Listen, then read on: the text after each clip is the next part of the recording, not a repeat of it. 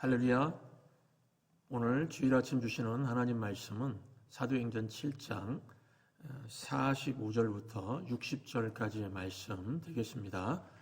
이 본문 말씀 가지고 신앙에는 중간지대가 없다는 제목으로 하나님 말씀 증거하도록 하겠습니다. 휴전선에는 폭 4km의 비무장지대가 있습니다. 이 지역은 남과 북이 모두 무장을 해야 하는 지역입니다. 서로 싸우지 말자고 정해놓은 중간지대입니다. 이와 같이 신앙에도 비무장지대가 있을까요? 신앙에는 이런 중간지대가 없습니다. 우리는 살아오면서 중간만 가라는 그런 말을 참 많이 들었습니다. 특히 한국에서 군대 가면은요, 나서지도 말고 너무 처지지도 말고 중간만 가라, 그런 말을 참 많이 듣고 갔습니다. 중간쯤 서 있어야 고생하지 않는다는 그런 뜻으로 많은 사람들이 얘기를 했습니다. 예를 들어서 축구를 너무 잘하면은 부대 행사에 불려가게 되니까 몸도 피곤하고, 또 반대로 축구를 너무 못하면은 욕을 먹어서 마음이 피곤하고 그렇다는 것입니다. 그래서 중간이 가장 안전하다 하는 의미였습니다. 그런데 신앙의 세계에서는요, 중간지대가 존재하지 않습니다. 하나님과 마귀, 천국과 지옥, 세상과 교회, 분명하게 선이 그어집니다. 본문을 보시면은 두 종류의 사람이 나옵니다. 스데반 집사는 순교하는 사람, 또 주변에 많은 사람들은 핍박자, 이렇게 딱 둘로 나누어지죠. 이처럼 신앙에는 중간이 없습니다. 그렇다면 누가 핍박자가 되고 누가 순교자가 되는 것일까요? 첫 번째, 말씀을 듣고 변하지 않으면 핍박자가 될 수 있습니다. 내가 핍박자가 되겠다는 의도가 아니라 하나님 말씀이 선포되었을 때 반응하지 않고 변화하지 않으면 핍박자가 된다 하는 것입니다. 오늘 51절 보시면은 목이 곧고 마음과 귀에 할례를 받지 못한 사람들아, 너희도 너희 조상과 같이 항상 성령을 거스르는도다. 무슨 말씀입니까? 성령을 거스른다는 것은 하나님 말씀을 거부한다는 것입니다. 말씀 앞에 변화되지 않겠다는 것입니다. 이런 태도가 결국 어떤 결과를 가져옵니까? 52절 보시면은 너희 조상들이 선지자들 중에 누구를 박해하지 아니하였느냐?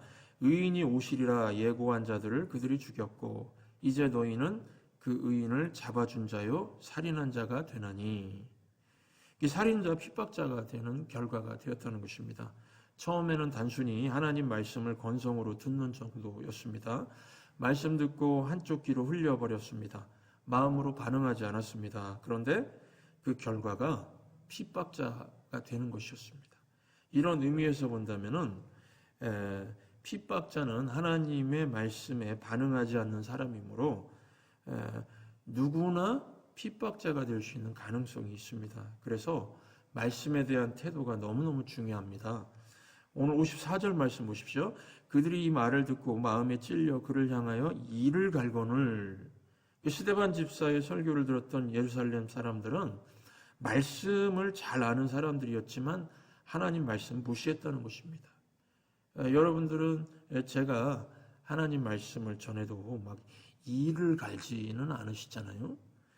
제가 1년 동안 여러분들과 함께 했지만은 제 설교를 들으면서 이를 가신 분은 본 적이 없습니다. 이 갈면서 조는 분들도 본 적이 없습니다. 천성교회는 일대 목사님인 이승원 목사님께서 신앙의 가장 중요한 원칙인 듣는 훈련, 말씀 듣는 이 경청하는 훈련을 잘 시켰다고 생각합니다. 제가 처음 설교하러 왔던 날이 기억이 납니다. 그때가 점심 드시고 1시 넘어서 이제 헌신 예배를 드리면서 제가 설교를 하게 되었는데 그 힘든 시간에 말씀 듣는 것을 보고 졸지도 않으시고요. 잘 경청하는 것을 보고 이 교회는 가능성 있는 교회구나 그렇게 생각을 했었습니다.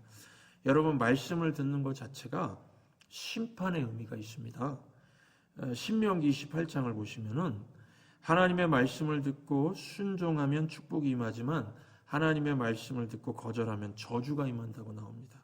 신명기 28장 2절부터 보시면 내가 내 하나님 여호와의 말씀을 청종하면 이 모든 복이 내게 임하여 내게 이르리니 성읍에서도 복을 받고 들에서도 복을 받을 것이며 내 몸의 자녀와 내 토지의 소산과 내 짐승의 새끼와 소와 양의 새끼가 복을 받을 것이며 내 광주리와 떡반죽 그릇이 복을 받을 것이며 네가 들어와도 복을 받고 나가도 복을 받을 것이니라.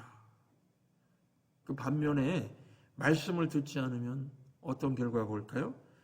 신명기 18장 15절 이하를 보시면 네가 만일 네 하나님 여호와의 말씀을 순종하지 아니하여 내가 오늘 내게 명령하는 그의 모든 명령과 규례를 지켜 행하지 아니하면 이 모든 저주가 네게 임하여 네게 이를 것이니 네가 성읍에서도 저주를 받으며 들에서도 저주를 받을 것이요 또 내 광주리와 떡반죽 그릇이 저주를 받을 것이요 내 몸의 소생과 내 토지의 소산과 내 소와 양의 새끼가 저주를 받을 것이며 네가 들어와도 저주를 받고 나가도 저주를 받으리라.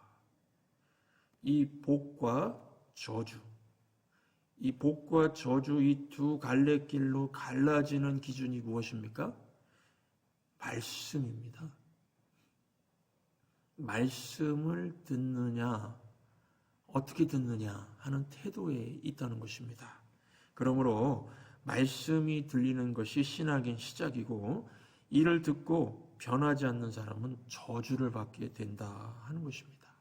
여러분, 신앙생활을 오래 하고 변화가 없다는 것은 핍박자가 되어가고 있다는 것이고요. 삶의 저주가 임할 수 있는 가능성이 많다는 것입니다.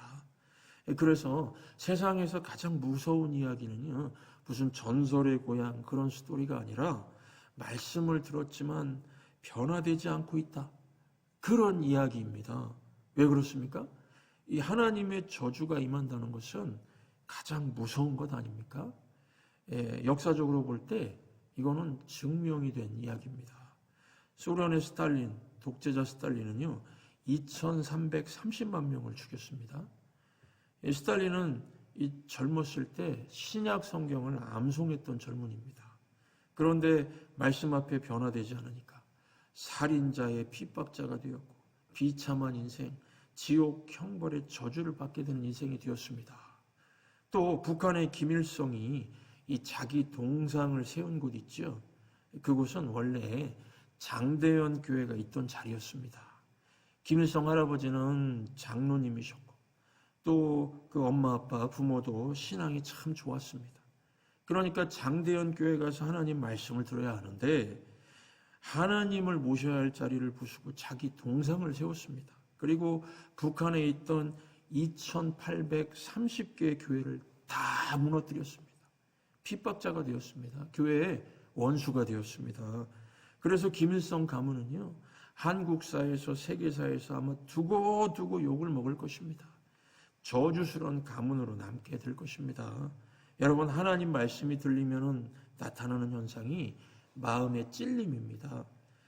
모든 사람들은 말씀을 들으면 마음이 찔리게 되어 있습니다. 그런데 말씀을 듣고 이 마음이 찔리는데 반응이 두 가지로 나타난다는 것입니다.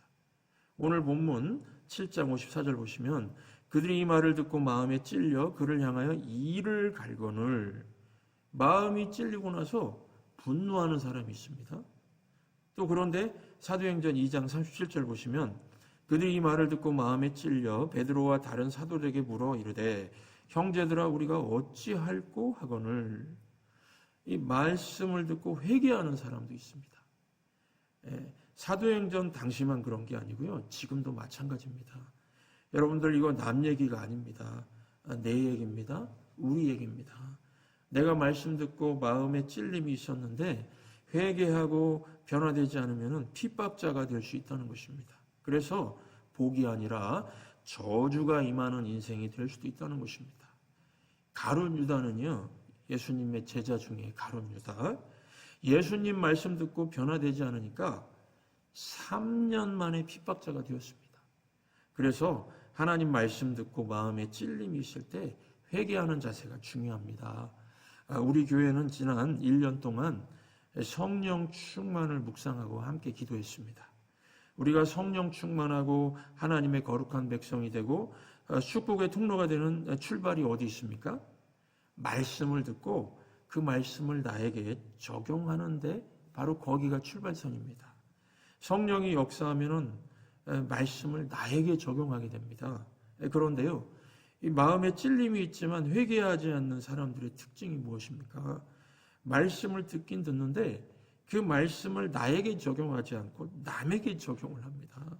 그래서 오늘 말씀 참 좋았습니다. 우리 남편이 들었으면 딱 좋을 말씀이었습니다. 이렇게 반응하고요. 또 주여 제가 여기 있습니다. 제 옆에 여동생을 보내주십시오. 그렇게 반응하고요. 또 어떤 분은 지금 저 설교 나를 지목해서 하는 설교네. 그러면서 분노합니다. 주변에서 이런 얘기 들어보셨죠? 저 목사님이 지금 저 설교를 나를 들으라고 하는 소리야. 어떻게 내 뒷조사를 했는지 내 얘기를 하고 있어. 이런 반응이 있죠. 이 말은 맞지 않으면서도 맞는 얘기입니다.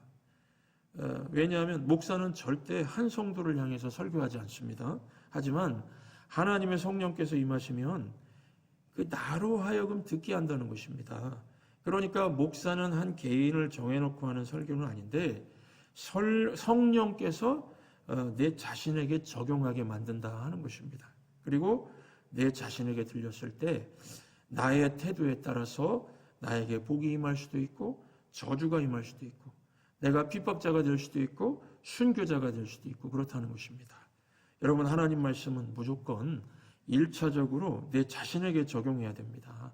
하나님이 나 들으라고 하시는 말씀이기 때문입니다. 저는 오늘 말씀 묵상하다가 이런 생각을 했습니다. 신두현 목사가 이 설교를 많이 하니까 설교가 습관이 되다 보면은 성도들 들으라고만 하는 설교를 하게 되고 내 자신에겐 적용하지 않을 수도 있겠구나. 그래서 목사인 내 자신이 변화되지 않게 되고 교회를 핍박하는 목사가 될 수도 있겠구나. 그런 생각을 했습니다. 그래서 여러분들에게 설교하기 전에 제가 제 자신에게 설교하고 올라왔습니다. 제가 먼저 회개하고 회개에 눈물을 흘리고 올라왔습니다. 하나님 말씀이 들리고 이 성령이 깨닫게 해주시면은요, 남이 보이지 않고 제 자신만 보이게 됩니다. 그래서 제 탓이군요. 제 잘못이군요. 이런 마음이 듭니다. 그래서 어떤 주일은 회개가 부족한 것 같으면은 월요일 새벽에요, 주일 설교 말씀 다시 묵상하면서 제 자신에게 적용합니다. 또 회개합니다. 그래서 월요일 새벽은 아예 신디언 목사 회개의 날로 전 정해놨습니다. 여러분들도 마찬가지라고 생각합니다. 말씀 듣고 변화가 되지 않으면요, 내 자신이 마음이 강팍해집니다. 말씀을 철저하게 내 자신에게 적용하는 게 중요합니다. 오늘 스데반 집사의 순교 장면은 기도하는 모습으로 기록이 되어 있습니다. 이 죄를 저들에게 돌리지 마옵소서. 지금 이 기도는 두 가지 해석이 가능합니다. 하나는 무지한 백성들을 위한 중보 기도라고 할 수가 있고요. 그리고 또 하나는 스데반 집사의 회개 기도라고 할 수가 있습니다. 지금 스데반 집사는 핍박자들이 던진 돌에 맞아 죽어가면서도 무릎을 꿇고 기도합니다. 주여, 제가 혹시 주님 앞에 가기 전에 회개할 죄가 있습니까? 이 죄를 그들에게 돌리지 마시고 제 자신이 문제입니다.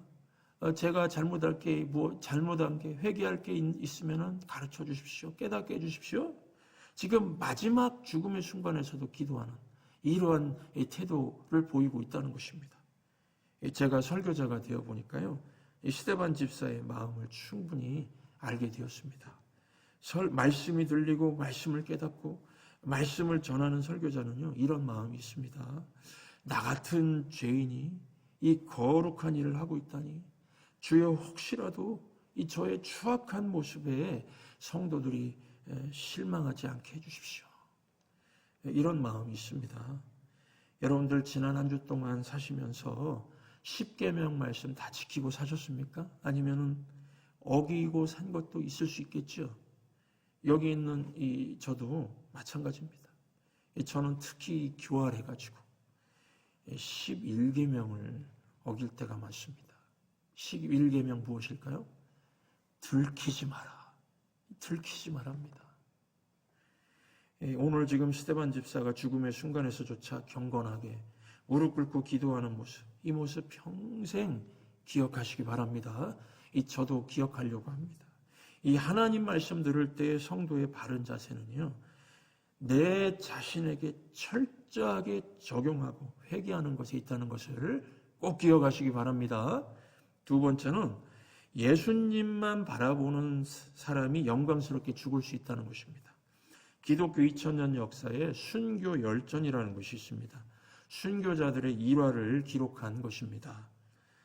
한국 교회사에도 순교 열전이 있습니다.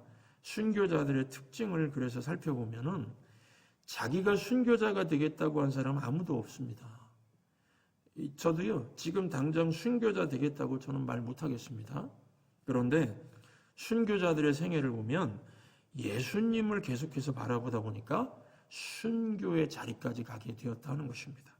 스데반 집사님도 보시면은 이 스데반 집사님의 지금 시선이 예수님을 바라보고 있습니다. 제가 설교 준비하면서 여러분 목사들은요, 이 설교 준비하다가 감동을 받는 포인트가 있습니다. 저는 이 스데반 집사의 시선을 느끼면서 감동을 받았습니다.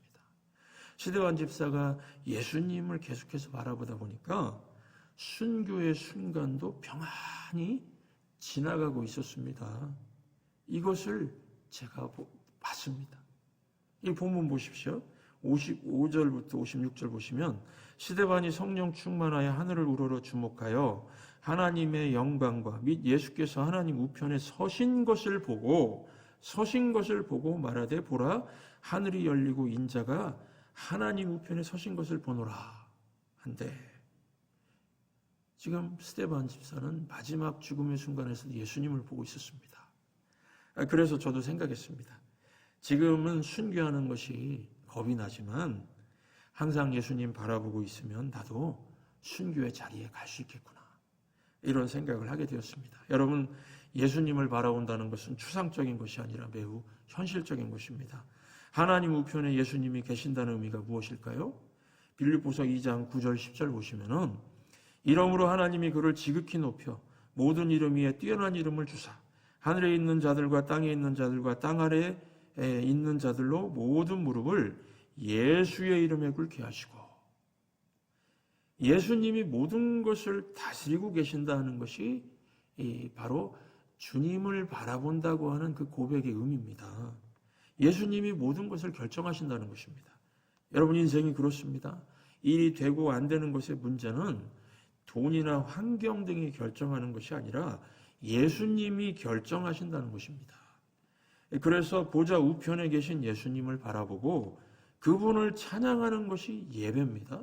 그리고 그분께 아뢰는 것이 기도입니다.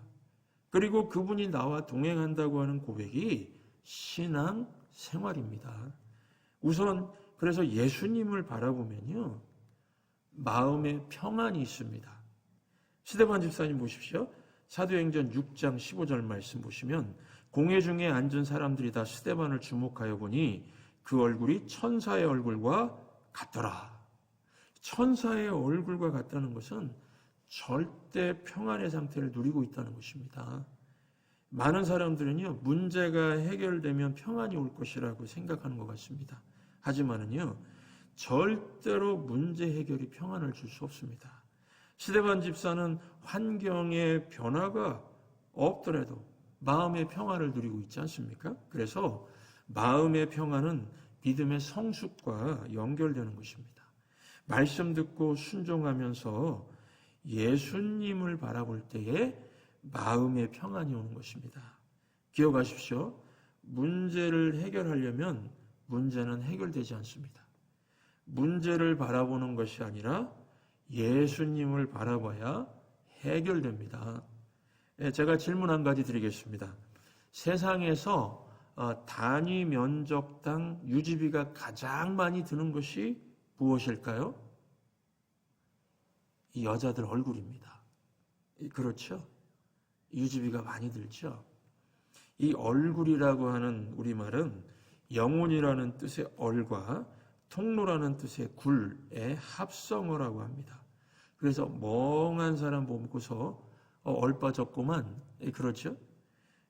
우리의 마음의 상태에 따라서 그래서 죽은 사람의 얼굴도 되고 산 사람의 얼굴도 되고 그럴 수도 있다는 겁니다. 그래서 이 얼굴이 참 정직합니다. 이 사람의 얼굴은 근육 80개로 되어 있는데요. 이 80개의 근육으로 7,000가지의 표정을 지을 수 있다고 합니다. 우리 신체 근육 가운데 가장 많은 근육을 가지고 있는 것이 이 얼굴입니다. 그리고 이 얼굴은요, 이 마음의 상태, 마음이 평안한가 아닌가, 이 마음의 상태로 표현이 됩니다. 여러분들 천사의 얼굴 하고 싶으시죠? 예수님 바라보시기 바랍니다. 인생의 문제들을 바라본다고 해결되는 것이 아닙니다. 그러므로 결론을 맺겠습니다. 여러분, 신앙생활엔 중간은 없습니다. 말씀을 들을 때 변화되지 않으면은 가만히 있는 것이 아니라 퇴보하고 있는 중이고 나중엔 예수님의 원수가 될 수도 있습니다. 반면에 예수님 바라보고 순종하고 나아가면 믿음의 진보가 있고 인생의 마지막을 하나님의 영광을 위해서 영광스럽게 죽을 수 있습니다. 사는 동안도 내내 마음의 평안을 누리면서 천사의 얼굴을 하며 살 수가 있습니다. 엘렌이라고 하는 13세 소녀가 어느 부흥회에 참석을 했다고 합니다. 설교자로부터 여러분들 오늘 구원받고자 하면은 죽으면 죽으리라 하는 간절한 마음으로 기도하세요. 그렇게 말하면서 기도하자고 했다고 합니다. 그래서 모든 사람들이 함께 기도하고 엘렌도 같이 기도했습니다. 이 기도가 마쳐지고 이제 부흥회가 끝나서 이 엘렌이 이제 걸어 나오고 있는데 어느 한 아주머니가 물었다고 합니다. 엘렌에게요. 작은 소녀야, 예수님 오늘 만났니? 그러자 엘렌이 주저하지 않고 yes 이렇게 대답했다고 합니다. 그러자 아주머니가 엘렌을 바라보면서 그래 소녀야, 예수님 만난 일이 네 얼굴에 쓰여 있구나 이렇게 얘기했다고 합니다. 얼굴에 나타난다는 것입니다. 여러분들, 저도 여러분들 위해서 기도했습니다.